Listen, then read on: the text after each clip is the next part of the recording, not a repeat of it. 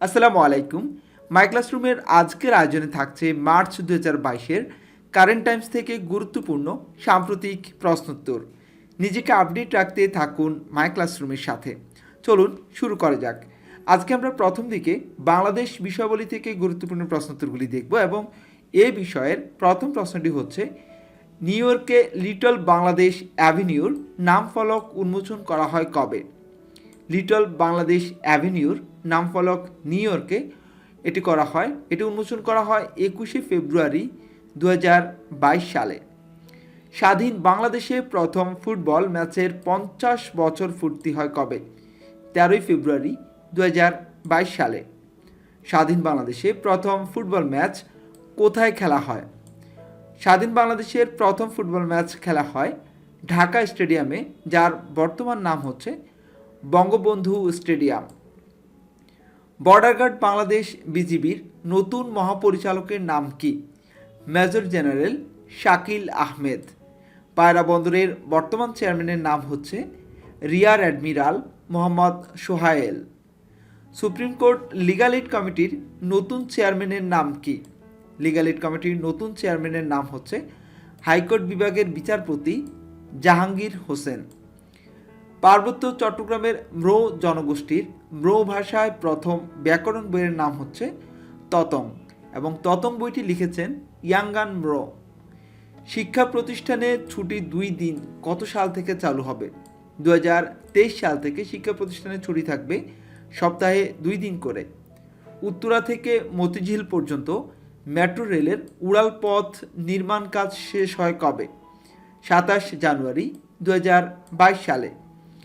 জাতিসংঘ শান্তি বিনির্মাণ কমিশনের প্রথম নারী চেয়ারম্যান কে? রাবাব ফাতিমা। বাংলাদেশের কোন প্রতিষ্ঠান সর্বপ্রথম কাগজবিহীন দাপ্তরিক কার্যক্রম চালু করে? কাগজবিহীন দাপ্তরিক কার্যক্রম চালু হয় প্রথম ঢাকা স্টক এক্সচেঞ্জ, সংক্ষেপে ডিএসই। লন্ডন ভিত্তিক আন্তর্জাতিক মানবাধিকার সংগঠন অ্যামনেস্টি ইন্টারন্যাশনাল এর মহাসচিব কে? এর মহাসচিব হচ্ছে অ্যাগনেস কালামার্ড। বাংলাদেশ ছাড়াও ভারতের কোন প্রদেশের দাপ্তরিক ভাষা বাংলা? পশ্চিমবঙ্গ এবং ত্রিপুরার দাপ্তরিক ভাষা বাংলা।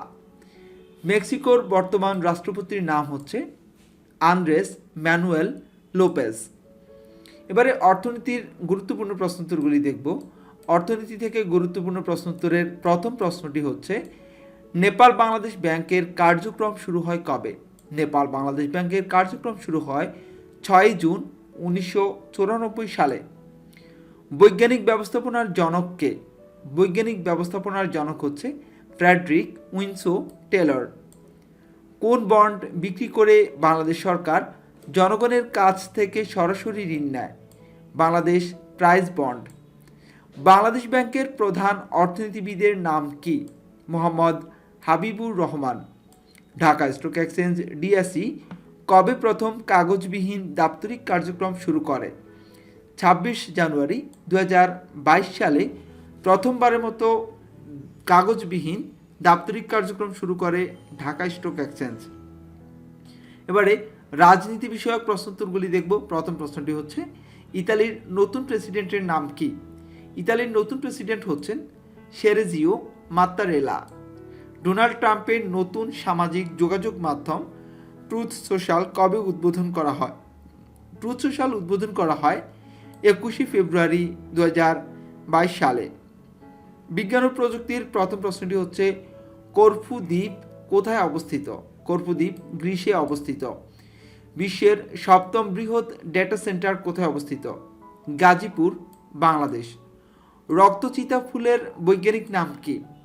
রক্তচিতা ফুলের বৈজ্ঞানিক নাম হচ্ছে প্লামব্যাগো ইন্ডিকা। পৃথিবীর প্রথম বাণিজ্যিক যোগাযোগ কৃত্রিম উপগ্রহ কোনটি? আলিবার্ড। এবারে 13তম নির্বাচন কমিশনার ভিত্তিক প্রশ্নোত্তরগুলি দেখব। নতুন প্রধান নির্বাচন কমিশনারের নাম হচ্ছে কাজী হাবিবুল আওয়াল। নতুন 4 জন নির্বাচন কমিশনারের নাম হচ্ছে বেগম রাশিদা সুলতানা, আহসান হাবিব খান, মোহাম্মদ আলমগীর ও আনিসুর রহমান। নতুন প্রধান নির্বাচন কমিশনার ও কমিশনারগণ কবে নিয়োগ লাভ করেন? 26 ফেব্রুয়ারি 2022 সালে। এবারে মহামারী কোভিড-19 সংক্রান্ত প্রশ্নোত্তর দেখব।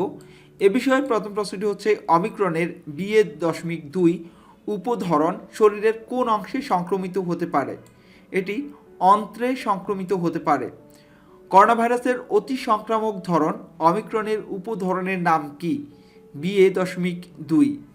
আন্তর্জাতিক প্রশ্নোত্তরের প্রথম প্রশ্নটি হচ্ছে ফরমোজা প্রণালী কোন দুটি দেশকে সংযুক্ত করেছে?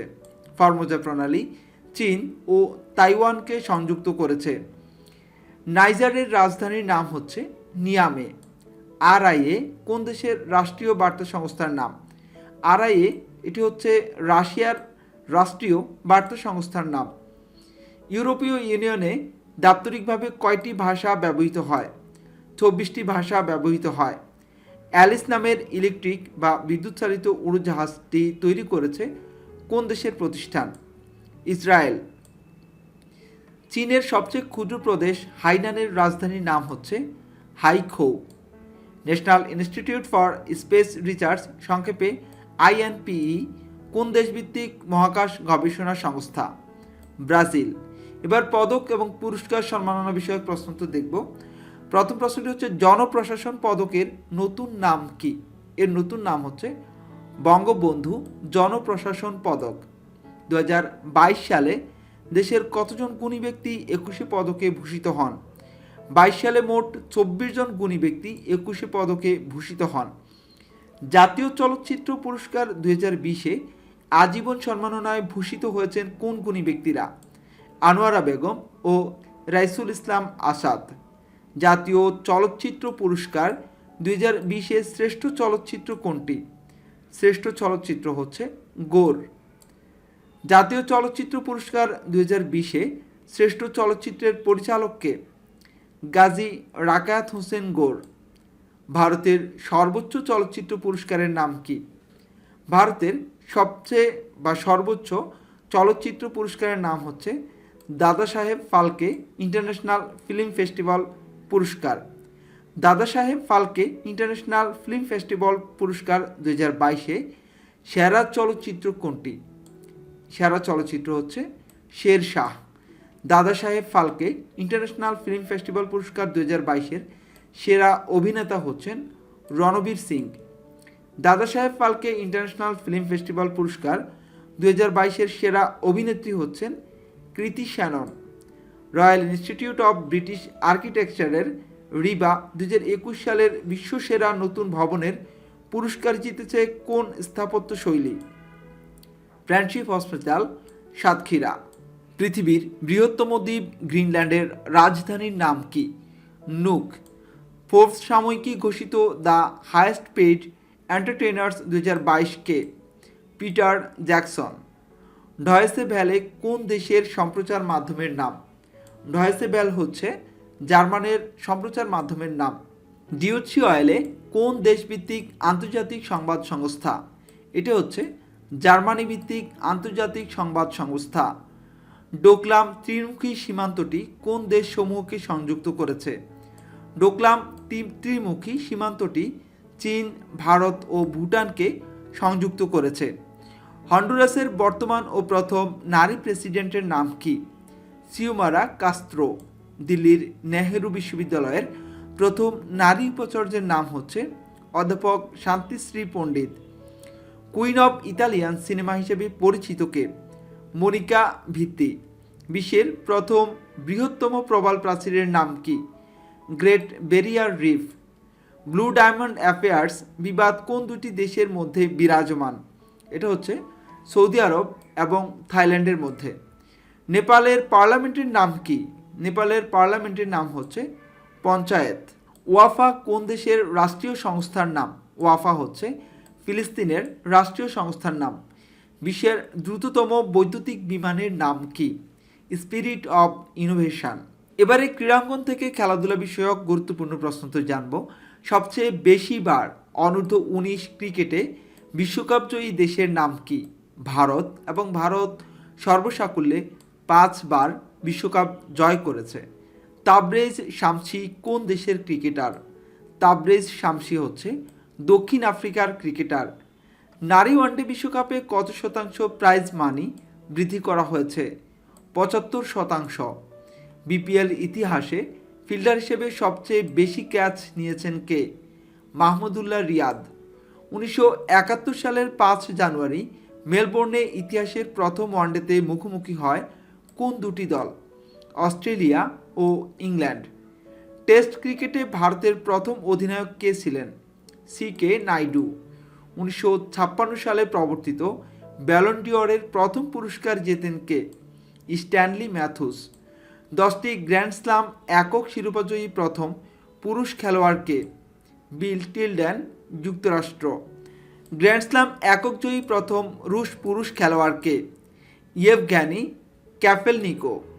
সবচেয়ে বেশি গ্র্যান্ড স্লাম জয়ী পুরুষ খেলোয়াড় কে? Rafael Nadal.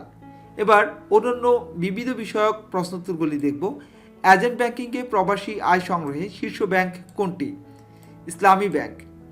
বাংলাদেশে সবচেয়ে এজেন্ট আউটলেট রয়েছে কোন ব্যাংকের? Dutch Bangla bank. কোভিড-19 মোকাবিলায় কোন দেশ বেশি প্রণোদনা পেয়েছে? ইতালি। আজ এ পর্যন্তই। এতক্ষণ পর্যন্ত মাই ক্লাসরুমের সাথে থাকার জন্য ধন্যবাদ। আসসালামু আলাইকুম।